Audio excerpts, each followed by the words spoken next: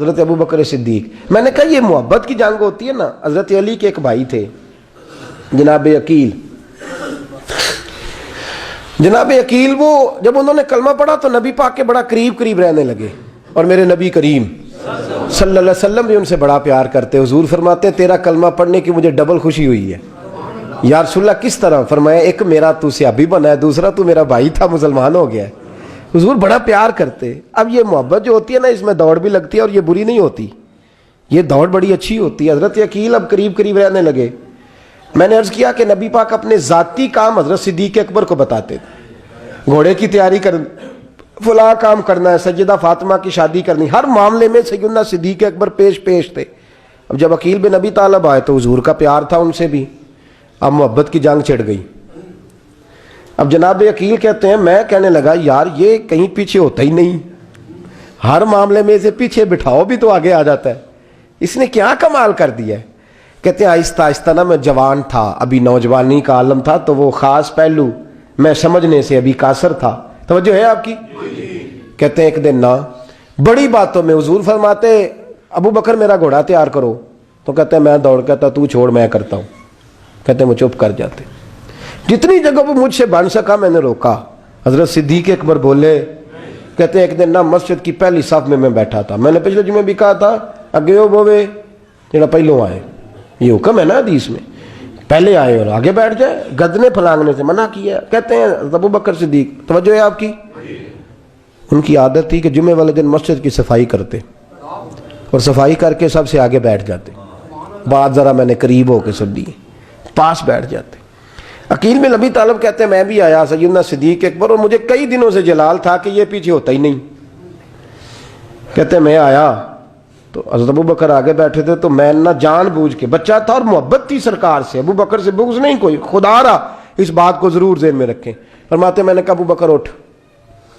مزے کی بات یہ ہے کہ جس مسجد میں صدیق اکبر بیٹھے ہیں اس کی جگہ بھی انہوں نے خرید کے دی ہے.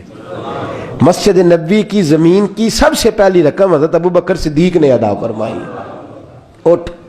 کہتے اٹھے, پیچھے چل. تو جو ہے آپ کی آنکھ کے تو ویکھے کو کسی نے, پاویں ماڑا ہوئے تو پاویں تو چھوٹا بندہ آنکھے تو پھر تو دی خیر ہی نہیں, عمر میں چھوٹا ہو یا مال میں. اٹھ چل پیچھے. اللہ اکبر. حضرت علی دیکھ رہے تھے. کہتے ہیں سیدنا صدیق اکبر اٹھے پچھلی صف میں, پھر اس سے پچھلی صف میں, پھر اس سے پچھلی صف میں, 7ویں صف میں پہنچ گئے, اور وہاں ہاتھ باندھ دیے. کہنے لگے شہزادے اجازت دے تو یہاں بیٹھ جاؤں, تو رسول اللہ کا خاندان ہے, اجازت دے تو یہاں بیٹھ جاؤں. حضرت عقیل کہتے ہیں بیٹھ جاؤ.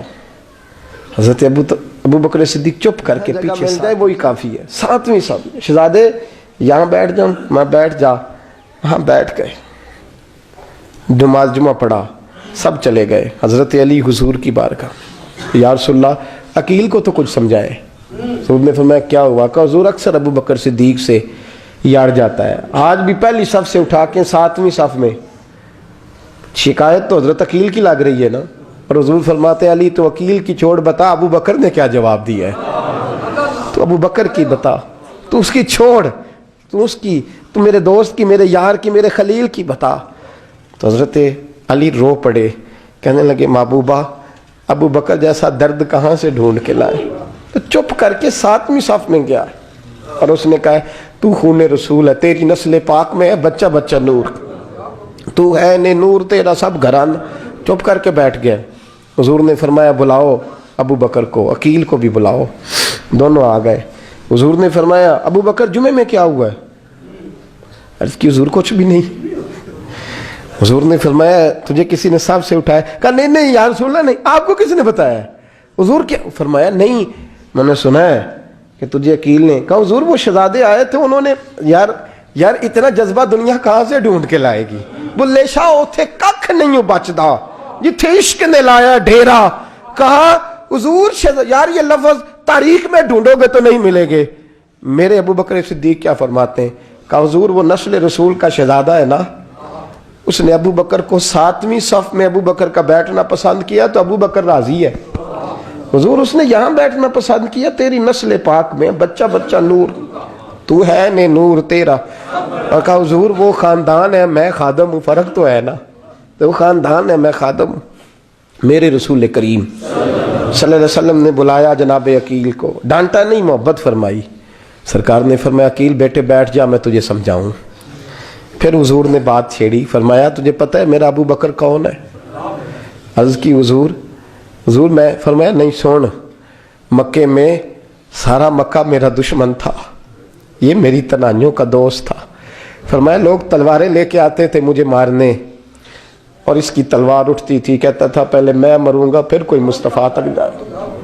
تجھے پتہ ہے یہ کون ہے؟ حضرت ابو بکر صدیق ہاتھ باندھے، حضور میں نوکر ہوں یا رسول اللہ، میں نے کوئی شکایت ہی نہیں کی۔ فرمایا عقیل یار ادھر بیٹھ بیٹے، میں تجھے بتاؤں۔ کہا لوگ مجھے شیب ابی طالب میں قید کر آئے تھے، میری بیٹیاں پتے کھا کے گزارا کرتی تھی۔ یہ ابو بکر تھا پورے مکے میں جو ظلم سہ سہ کے میرے تک غلہ اور اناج لے کے آتا تھا۔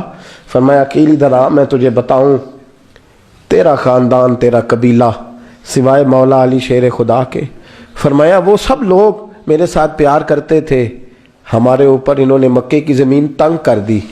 فرمایا میں مکے سے نکلا تھا، ابو بکر کی بیٹی غار ثور میں کھانا پکا کے لاتی تھی، اس کا بچہ بکریوں کا دودھ لے کے آتا تھا۔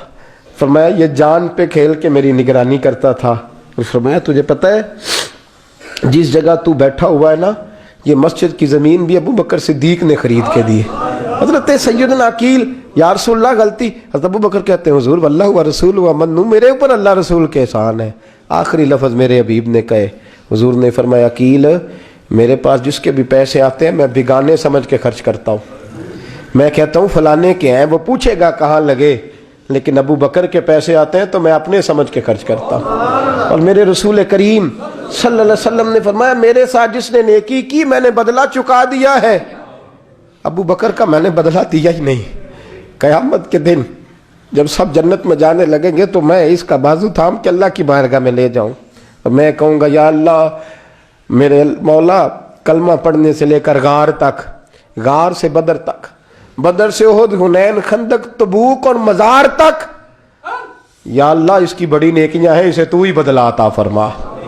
میرے دوستو یہ رنگ حضرت سیدنا صدیق اکبر، بس وہ اقبال نے کہا کہ صدیق کے لیے ہے خدا کا رسول اور اس سے آگے پیچھے کچھ نہیں۔ یہ جو ماننے کا انداز ہے نا، یہ دیکھیے نا حضرت ابو بکر صدیق، بڑی دفعہ آپ نے بات سنی ہے لیکن اس بات کی لذت بڑی شاندار ہے۔